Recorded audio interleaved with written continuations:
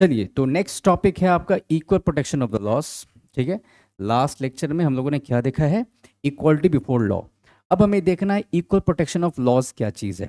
आराम से समझते हैं। ठीक है, देखिए, लास्ट क्लास में मैंने आपको एक्सप्लेन किया था कि आर्टिकल 14 में दो पॉइंट्स आते हैं।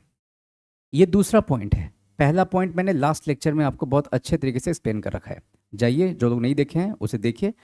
वैसे मैं एक्सप्लेन कर देता हूँ, है ना, शॉर्ट में। 14 का आर्टिकल 14 का जो पहला पॉइंट है वो ये कहता है कि लॉ के सामने सब के सब बराबर होंगे। Everybody will be equal in the eyes of the laws. कानून सबको एक नज़र से देखेगा। अमीर गरीब कोई फर्क नहीं पड़ता है। यदि किसी कानून को तोड़ने के लिए, या यदि किसी कानून को यदि कोई तोड़े, कोई उल्लंघन करे, तो 1 लाख का पनिशमेंट है। 1 लाख इज द पनिशमेंट। तो अमीर हो या गरीब, दोनों पे 1 लाख का ही पनिशमेंट लगाया जाएगा। लेकिन आप इस बात को थोड़ा समझिए आराम से। एक अमीर व्यक्ति है, सपोज उसका जो बिजनेस है वो 100 CRs का है, 100 करोड़ की कंपनी है उस अमीर व्यक्ति की। और एक गरीब किसान है। तो वो जो 1 लाख पेनल्टी जो पे करना है, उस 1 लाख का जो बोझ होगा, जो बर्डन होगा, क्या वो दोनों के लिए समान होगा, इक्वल होगा? नहीं। देखो, पनिशमेंट तो सेम है, 1 लाख। 1 लाख का पनिशमेंट दोनों के लिए है। लेकिन क्या वो जो बर्डन जो होगा, जो बोझ जो दोनों के दोनों फील करेंगे, क्या वो सेम होगा? The answer is no. Obviously एक गरीब व्यक्ति, जो गरीब किसान है, मान लीजिए फॉर एन एग्जाम्पल, वो 1 लाख का अगर वो पेनल्टी पे करते हैं तो उनका जो बोझ होगा वो बहुत ज़्यादा होगा, बहुत बर्डन रहेगा उन पे 1 लाख रुपए का पनिशमेंट पे करने के लिए। लेकिन जो अमीर व्यक्ति हैं, जिनका 100 CRs का टर्नओवर है, उनके लिए 1 लाख रुपए देना कोई बहुत बड़ी बात नहीं होगी। इसी वजह से आर्टिकल 14 के सेकंड पॉइंट में ये बात लिखी गई है, equal protection of the loss. मतलब लॉ प्रोटेक्शन भी प्रोवाइड करेगा। इस बात को समझिए। लॉ जो है वो कह रहा है कि ठीक है, मैं सबके लिए समान हूं। लेकिन सेकंड पॉइंट जो है आर्टिकल 14 का, वो इस बात को क्लियर तरीके से रखता है कि पहले लोगों को एक सिचुएशन में ले आओ और फिर एक तरह का कानून लगा दो आप। मतलब पहले बराबर करो लोगों को, उसके बाद बराबर कानून लगा दो। ये स्टेटमेंट पहले इसको देख लीजिए। ये जो कॉन्सेप्ट है ये कहां से लिया गया है? This has been taken from United States of America. Factual है। इस पॉइंट को देखिए, like should be treated alike. बराबरी के लोगों को बराबर तरीके से ट्रीट करो। थोड़ा आपको समझ में आया होगा। अब जब आप इमेजेस जब ये सब देखेंगे तो आपको सब कुछ क्लियर हो जाएगा। बहुत सारी इमेजेस अभी आगे भी हैं। इस इमेज में आप जरा देखिए, यहाँ पे 3 लोग, छोटा सा बच्चा यहाँ दिख रहा है ना, ये थोड़ा बड़ा बच्चा दिख रहा है, और ये एक व्यक्ति यहाँ पे, शायद इनके फादर हैं, वो यहाँ पे खड़े हैं। ये तीनों की तीनों मैच देखने की कोशिश कर रहे हैं, है ना। आई थिंक बेसबॉल मैच चल रहा है। ये तो आराम से मैच देख पा रहे हैं, ये भी देख पा रहा है जो बच्चा है। लेकिन ये छोटू, ये बेचारा मैच नहीं देख पा रहा है। और देखिए, क्यूटली अपने बस पॉकेट में हाथ डाल कर खड़ा है कि I am unable to watch the match. तो ये देखिए कहाँ पे खड़े हैं तीनों के तीनों। ये जो बॉक्सेस हैं, ये सेम बॉक्सेस पे देखो, तीनों को यहाँ पे खड़ा किया गया है। तो सेम बॉक्सेस पे जो खड़ा किया गया है, दिस इज इक्वालिटी। तीनों को एक एक डब्बा दे दिया गया है खड़े रहने के लिए, यानी इक्वल अमाउंट ऑफ रिसोर्सेस इन तीनों को दे दिया गया है। बराबर तरीके से तीनों को एक एक डब्बे दे दिए गए हैं। तो क्या यहाँ पे तीनों का जो मतलब जो एजेंडा है, क्या वो सर्व हो रहा है? नहीं। बस केवल ये दोनों देख पा रहे हैं, ये तो बेचारा देख नहीं पा रहा है। इस वजह से फायदा तीनों को मिले, उसके लिए क्या किया जाएगा? उसके लिए यहां देखिए, क्योंकि इनकी हाइट लंबी है तो इन्हें कोई डब्बा नहीं दिया गया। इनकी हाइट उतनी है कि एक डब्बे पे भी खड़े रह करके ये आराम से मैच देख सकते हैं। लेकिन ये छोटू देखिए कितना खुश है। क्यों? क्योंकि इसे दो दो डब्बों को दिया गया है कि तुम आराम से इस पर खड़े होकर के मैच देखो। पहले तो ये बेचारा नहीं देख पा रहा था, पहले तो ये यहाँ पे खड़ा था, लेकिन देखिए यहाँ पे कितना खुश है, ये आराम से मैचेस देख रहा है, हाथ हाथ खड़े करके देखिए चेयर अप कर रहा है। तो ये कहलाता है इक्विटी। इक्विटी के अंतर्गत आप बराबर करते हैं। देखिए तीनों के तीनों अब बराबर लाइन ऑफ विजन पे हैं। यहां पे नहीं थे, क्यों? क्योंकि आपने सेम रिसोर्सेज तीनों को दे दिए, लेकिन यहां पे रिसोर्सेज उतने ही दिए गए हैं जितने की जरूरत है। आप कह सकते हो कि सर यहां पे इक्वालिटी तो नहीं हुई, ठीक है मैं समझता हूं, यहां पे बराबरी तो नहीं हुआ, इसे 2 डब्बे दिए गए, इसे 1 बॉक्स दिया गया, इन्हें एक भी बॉक्स नहीं दिया गया है। लेकिन ये जो आप देख रहे हो डिस्ट्रीब्यूशन ऑफ रिसोर्सेज जो अलग अलग किए गए हैं, उसकी वजह से फाइनली जो आउटपुट जो आपको दिख रहा है, फाइनल जो आउटपुट जो आपको दिख रहा है, वो दिख रहा है कि हाँ जी तीनों की तीनों अब बिल्कुल एक समान आ चुके हैं। यही है इक्वल प्रोटेक्शन ऑफ लॉज, और यह है इक्वालिटी बिफोर द लॉ। एक जैसा सबको दे दिया गया भाई। तो इक्वालिटी बिफोर लॉ क्या था? लॉ सबको एक नजर से देखेगा, लेकिन इक्वल प्रोटेक्शन ऑफ लॉज क्या है? ये फाइनल आउटपुट पे ये फोकस करता है कि मुझे लोगों को पहले बराबर बनाना है। यही है इक्वल प्रोटेक्शन ऑफ लॉज। मैं बहुत महीन चीजें देखिए यहाँ पे आपको बताऊंगा। ये एनसीईआरटी और जो भी डीडी बसु जो भी रेफरेंस बुक्स हैं, सबका ये निचोड़ मैंने यहाँ पे रखा है। इमेजेस के थ्रू समझना बहुत आसान हो जाता है चीज़ों को, है ना। अब मैंने यहाँ समझाया, आप थोड़ा समझे होंगे, अब आप आराम से समझ चुके होंगे। Clear? This is equality and this is what? Equal protection of loss. तो ऐसे बहुत सारे एग्जाम्पल्स अभी मैं आपको दिखाऊंगा, अभी कुछ इमेजेस को। बहुत सारे ऐसे एग्जाम्पल्स हैं जहाँ पे सरकार कुछ स्पेशल सेक्शन के लिए कुछ एक्स्ट्रा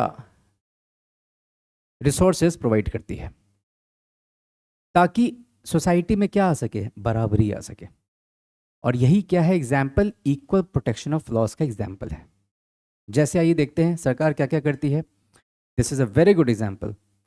देखिए ये एक स्टेडियम है, खाली है अभी, ठीक है। जब मैचेस होंगे यहाँ पे, तो जो बंदा यहाँ बैठेगा, सपोज यहाँ कोई बंदा बैठता है, तो वो भी आराम से मैच देख सकता है। और यदि कोई एक पर्सन यहाँ बैठता है, वो भी आराम से देख सकता है। लेकिन आप अज्यूम कीजिए एक बात को, यदि मान लो सपोज मैं इसका एग्जाम्पल लेता हूँ, ये वाले रो का मैं एग्जाम्पल लेता हूँ। यदि ये जितने भी पीछे चेयर्स लगे हुए हैं, ये सारे के सारे चेयर्स इसी रो के पैरेलल होते, ये ऊपर ऐसे उठे हुए नहीं होते, ये इसी के पैरेलल होते, तो इनके जस्ट जो पीछे जो होता, क्या वो देख पाता? आप जब थिएटर्स में बैठते हैं तो आप के आगे जो बैठता है वो आपके नीचे होता है ना। अगर वो आपके सामने ही बिल्कुल ऐसे बैठ जाए सीट पे, तो क्या आपको दिखेगा आगे स्क्रीन पे? कुछ नहीं दिखेगा। तो आप ये नहीं कह सकते हैं कि सर ये वाला जो सीट है, दिस रो, इन्हें कुछ एक्स्ट्रा प्रिविलेज दिया गया। नहीं नहीं, ऐसी बात नहीं है। ये भी मैच देख सके जिस तरह से ये मैच देख रहे हैं या ये मैच देख रहे हैं, इसलिए हाइट इसकी बढ़ाती, मतलब इसकी हाइट जो है वो बढ़ती चली गई है, ताकि सब लोग मैच का आनंद उठा सके। तो ये क्या है? This is equal protection of loss. आगे देखिए, इनकम टैक्स। ये तो सबको पता होगा, इनकम टैक्स जो स्लैब होता है वो देखो वो सबके लिए अलग अलग है ना। ऐसा तो नहीं है कि जो 50,000 कमा रहा है साल का उसको भी टैक्स पे करना है, नहीं ऐसा नहीं है।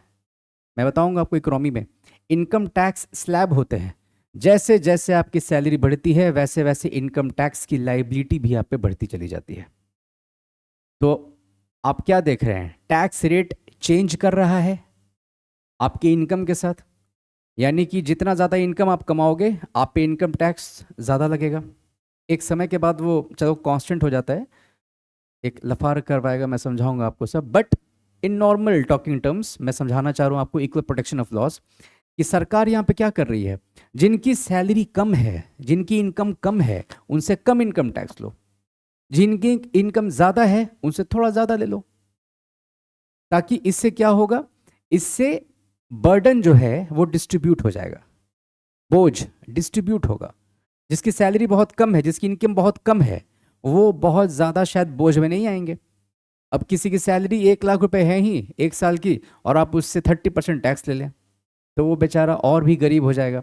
बट किसी की सैलरी 20 लाख रुपए साल की है, उससे आप 30% टैक्स ले लीजिए, ठीक है, उनका स्टैंडर्ड ऑफ लाइफ भी मेंटेन रहेगा और सरकार का कुछ सोर्स ऑफ इनकम भी हो गया इनकम टैक्स से।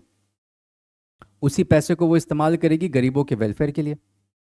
गरीबों से ही पैसा लेकर के गरीबों के लिए वेलफेयर करना, आई डोंट थिंक आप लोग भी इस बात को अग्री करेंगे कि ये कोई बहुत अच्छा ऑप्शन नहीं होगा। लेकिन जो ज़्यादा कमा रहे हैं उनसे थोड़ा एक्स्ट्रा, हल्का फुल्का एक्स्ट्रा पैसा लेकर के गरीबों के लिए कल्याण किया जा सकता है, क्योंकि सबको साथ में लेकर के चलना है। तो इनकम टैक्स का जो स्लैब्स होता है डिफरेंट डिफरेंट, ये भी क्या है, एग्जाम्पल है equal protection of the loss का। आइए नेक्स्ट देखते हैं एग्जाम्पल, जुवेनाइल जस्टिस।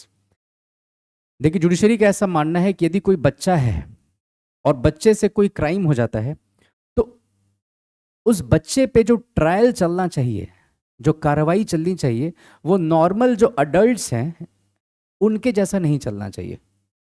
क्योंकि जो मेंटल मैच्योरिटी है, जो मैच्योरिटी ऑफ द ब्रेन है बच्चे का, वो शायद उतना नहीं है जितना किसी मतलब अडल्ट का है। 30 साल के कोई अगर अडल्ट हैं, उनका जो माइंड का जो मैच्योरिटी है वो शायद किसी 10-12 साल के बच्चे का नहीं होगा या बच्चे का नहीं होगा।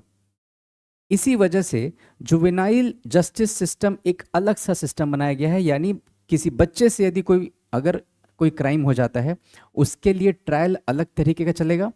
और एक शब्द होता है, मैं आपको समझा देता हूँ, रिफॉर्मेटिव जस्टिस। एक होता है रेट्रीब्यूटिव जस्टिस। रेट्रीब्यूटिव जस्टिस का मतलब होता है आई फॉर एन आई, आंख के बदले आंख। यदि किसी ने किसी का मर्डर किया है तो उसको भी फांसी पे लटका दिया जाए एकदम स्ट्रेट अवे, कोई कार्रवाई हो ही नहीं, कोई पता ही नहीं किया जाए कि एक्चुअली में हुआ क्या था क्या नहीं हुआ था। या जो क्राइम उसने किया, यदि किसी का हाथ उसने काट दिया, आप उसका भी हाथ काट देंगे। तो वही बात हो, कोई किसी का आंख फोड़ दे, आप भी उसका आंख फोड़ दे। आई फॉर एन आई करोगे ना, तो होगा क्या, eye for an eye will make the whole world blind. सबका फोड़ते ही चलोगे तो दुनिया तो अंधी हो जाएगी एक समय के बाद, सब लोग अंधे ही घूमेंगे फिर। तो ये होता है रेट्रीब्यूटिव जस्टिस। बट भारत में रिफॉर्मेटिव जस्टिस का कॉन्सेप्ट है कि रिफॉर्म कीजिए, इंसान की मानसिकता यदि आप बदल सके तो वो ज़्यादा बेहतर है। क्योंकि कोई इंसान बुरा नहीं होता है, उसकी सोच में थोड़ा है ना, थोड़ा कुछ शायद आपको प्रॉब्लम दिखे, उस प्रॉब्लम पे फोकस कीजिए, ठीक है। तो ये भी किसका एग्जाम्पल है, इक्वल प्रोटेक्शन ऑफ लॉस का। एज रिलैक्सेशन देखिए, आप एग्जाम्स में दिया जाता है ना, डिफरेंट डिफरेंट एग्जाम्स हैं, उसमें आप देखते हो ओबीसी, एससी, एसटी, विमेन, इन लोगों को थोड़ा एज रिलैक्सेशन दिया जाता है। क्यों ऐसा किया गया है, बिकॉज हिस्टोरिकल पर्सपेक्टिव उसका एक आंसर है, बैकवर्डनेस उसका एक आंसर है ना, सप्रेशन आंसर है। कुछ सेक्शन ऐसे हैं, मैं बताऊंगा अभी आर्टिकल 15 में, नेक्स्ट टॉपिक हमारा वही रहेगा, कि कुछ सेक्शंस ऐसे पाए गए जो कि बैकवर्ड थे, और इसका जो रूट था, जड़ था, वो इतिहास था, हिस्ट्री था, हिस्टोरिकल इसका एस्पेक्ट था। तो जो पीछे रहेगा समाज में, उनको भी धीरे धीरे धीरे धीरे धीरे करके मेन स्ट्रीम में ले आइए, आप एडवांस कीजिए, उनको भी आगे लाइए, फिर उन्हें कॉम्पीट करा दीजिए। तो ये भी क्या है, आप ये नहीं कह सकते कि सर किसी एक पर्टिकुलर सेक्शन ऑफ सोसाइटी को एज रिलैक्सेशन दिया जा रहा है, so this is not equality. Actually it is equal protection of the loss. जहाँ पे लॉ जो है वो बराबर बनाने की काम, मतलब वो बनाने का काम कर रहा है, वो इक्वल करने का काम कर रहा है, और इसी वजह से थोड़ा वो डिफ्रेंशिएट कर रहा है, वो कैटेगरी में लोगों को बांट रहा है कि आप इस कैटेगरी में हैं, ठीक है, आप थोड़े से सोसाइटी में नीचे थे, we will give you some extra leverage, some relaxation. तो ये किसका एग्जांपल एक और आपको मिल गया, equal protection of the laws. Next देखिए क्या है, सब्सिडी। सरकार सब्सिडी देती है ना भाई, तो गरीबों को ही मिलता है ना। जो बीपीएल, बिलो पॉवर्टी लाइन तक हैं, उन्हें सब्सिडी मिलता है, या फार्मर्स को भी सब्सिडी दी जाती है, लेकिन सबको तो नहीं मिलता है। तो सबको नहीं मिल रहा है, मतलब आप बोल सकते हो कि सर इक्वालिटी तो नहीं हुई, but again my explanation is the same, this is equal protection of the loss, ताकि लोगों को बराबर किया जाए। पहले बराबर हो तो जाओ, फिर बराबर कानून लगा देंगे, कोई दिक्कत नहीं। मतलब बराबरी करने का ये सब उपाय है, which is under equal protection of loss, simple सी बात है। नेक्स्ट देखो क्या है, कट ऑफ मार्क्स। अभी हम लोगों ने देखा था age relaxation, cut off marks. आप जिस एग्जाम की तैयारी करते हैं उसमें आप देखते हैं कट ऑफ मार्क्स भी कैटेगरी वाइज आता है। क्यों ऐसा किया गया है? सेम एक्सप्लेनेशन कि सर कुछ सेक्शन तो पीछे रह गए, उन्हें आगे करना है। दैट इज वाई सरकार चाहती है कि आप लोग थोड़ा इस एग्जाम में लेस कट ऑफ में भी आप लोग क्वालिफाई कर जाएं। तो कट ऑफ आप देखते हो, जनरल कैटेगरी, फिर ओबीसी, एससी, एसटी, सब कैटेगरी का अलग अलग कट ऑफ रहता है। ये भी क्या है? Equal protection of the laws का एग्जाम्पल है। ये क्या है? ये स्कॉलरशिप, स्कॉलरशिप दी जाती है। तो ये भी वही है कि भाई कोई बहुत मेरिटोरियस बच्चा है, उसके मेरिट को रिकॉग्नाइज करो और उसको दे दो स्कॉलरशिप। या गरीबों को भी दिया जाता है स्कॉलरशिप। तो स्कॉलरशिप क्यों दिया जा रहा है? Same explanation. अब आई थिंक आपके दिमाग में ना फिट हो गया होगा। मैंने बताया ना, इमेजेस का बहुत पावरफुल इम्पैक्ट होता है सर, बहुत पावरफुल इम्पैक्ट होता है। इसी वजह से दसौंधी क्लासेस को कुछ दिनों तक मैंने सस्पेंड कर दिया था कि चलो ठीक है, let's get into a new kind of concept जहाँ इमेजेस भर भर के रहेंगे आपके स्लाइड्स में, आप बस क्लास को बस सुन लेंगे, आपका काम हो जाएगा। क्लियर? चलो next point, right to free legal aid. बिल्कुल सही बात है, मैं बताऊंगा आपको। Article 39 capital A, legal services authority वहां से बनाया गया। नेशनल लीगल सर्विसेज अथॉरिटी, लोक अदालत। ये क्या होता है? एक गरीब व्यक्ति जो बहुत ज़्यादा पैसे खर्च करने की स्थिति में नहीं है, in legal cases, in those situations, सरकार फ्री लीगल एड प्रोवाइड करती है उन लोगों को। तो भाई इसमें क्या किया जा रहा है? इसमें उन्हें भी मौका दिया जा रहा है कि वो भी अपने आप को रिप्रेजेंट कर सकें तरीके से। कहाँ पे? कोर्ट में। क्योंकि पता चला कि एक अमीर व्यक्ति है, वो अपने आप को रिप्रेजेंट कर रहे हैं और गरीबों के पास कोई ऑप्शन ही नहीं है खुद को रिप्रेजेंट करने के लिए कोर्ट में। तो ये तो फिर अंततः क्या होगा? इनइक्वालिटी ही क्रिएट होगा ना। तो इक्वालिटी लाने के लिए थोड़ा स्पेशल कुछ सेक्शंस के लिए काम यहाँ पे किया जा रहा है कि finally we should reach at equality. आइए नेक्स्ट देखते हैं क्या है। मेट्रो का आई थिंक ये सीन है। Yes, reserve for ladies. देखते हैं कुछ सीट्स को वहां पे रिजर्व किया जाता है। ये भी वही चीज़ है, ठीक है, कि भाई ठीक है, कुछ एक सेक्शन है जहाँ के लिए आपका जो सीट्स है उसको रिजर्व कर दिया गया कि वहाँ पे बस वही जो महिलाएं हैं अगर उस बोगी में जा रही हैं तो वो बस उन सीट्स पे बस वही बैठेंगे। क्लियर है? तो ये भी किसका एग्जाम्पल है? इक्वल प्रोटेक्शन ऑफ लॉस का है। Farm loan waiver, very interesting example. मैं बता रहा हूँ, इन एग्जाम्पल्स को निकालने में बहुत समय लगा है, बहुत रिसर्च किया गया है ताकि आप लोग एक झटके में समझ पाएं कि है क्या ये सब चीज़। अब इक्वल प्रोटेक्शन ऑफ लॉस तो आई थिंक आप लोग भूलेंगे नहीं कभी, और एग्जाम्पल्स भी आप लोग को याद रहेंगे, ठीक है। फार्म लोन वेवर, सरकार क्या करती है? किसानों का जो लोन है वो माफ़ कर देती है।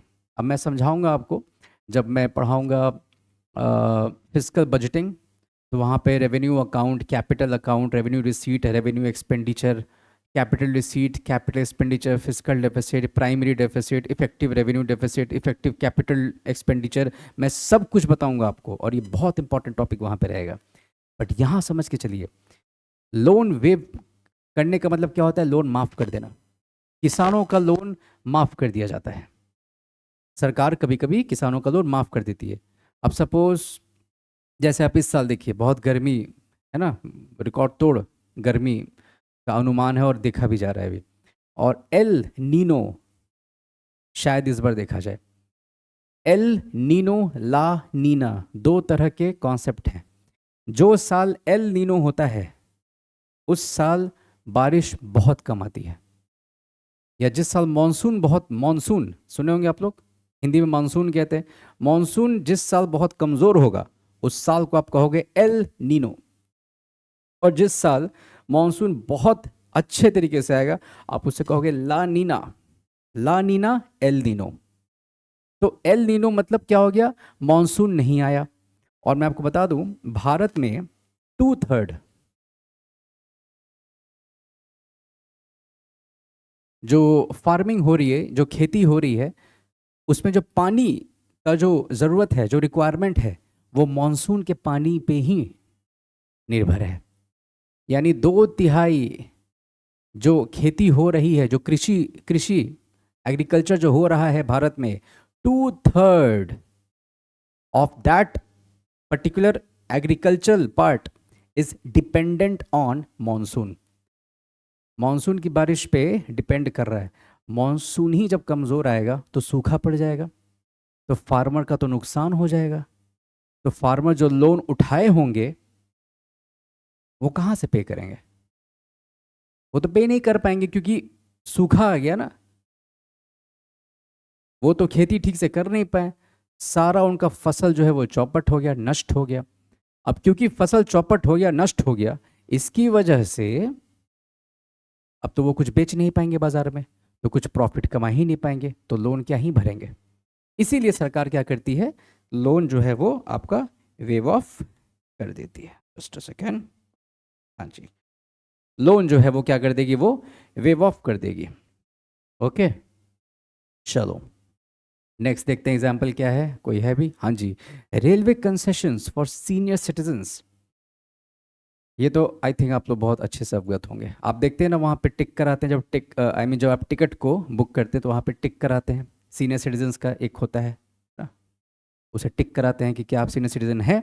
अगर आप सीनियर सिटीजन हैं तो आपको कुछ टिकट्स पे कंसेशन दिया जाता है। अब आप ये नहीं कह सकते कि sir this is not equality sir, we youngsters are paying the full ticket, they are not paying. अरे भाई, दे नीड दैट, बिकॉज आप अभी ग्रोइंग स्टेज में हैं, यू कैन अर्न। बट जो एल्डर पीपल हैं, जो सीनियर सिटीजन हैं, अब उनके कमाने का समय नहीं रहा। यदि सेविंग्स होगा तो उससे उनका लाइफ अच्छा कटेगा, यदि नहीं होगा तो जो भी सोर्सेज ऑफ इनकम होंगे थोड़े मोड़े, तो उसका उपयोग उनके क्वालिटी ऑफ लाइफ को मेंटेन करने के लिए होना चाहिए। इसीलिए कहीं कहीं पे उन्हें कंसेशन दे दिया जाता है। This is also a very good example of equal protection of loss. Clear है? चलो, आई थिंक इतने सारे इस तरह से तो खैर कहीं यूट्यूब पे कहीं एक्सप्लेन भी नहीं किया गया है, ठीक है। और ये जो टेक्निक जो मैंने लगाया है, just because I want every single student to be so clear about the basic fundas. यदि आप अब आप इस टॉपिक को कहीं भी किसी भी किताब से पढ़ लीजिए, आप PM Bakshi, Subhash Kashyap, DD Basu, M Laxmikant, NCERT, JNU के जितने सारे जर्नल्स आते हैं, आप कहीं से पढ़िए, यू लव दैट टॉपिक। इससे ज़्यादा क्लैरिटी किसी किताब में है नहीं, right? So this was regarding your equal protection of loss. कोई डाउट है तो मुझसे पूछिए, अदरवाइज फिर मैं नेक्स्ट टॉपिक पे मूव करता हूँ। बताइए, कोई डाउट? चलिए सेशन को okay okay then see you in the next topic. Okay, alright, चलिए, ऑल द बेस्ट।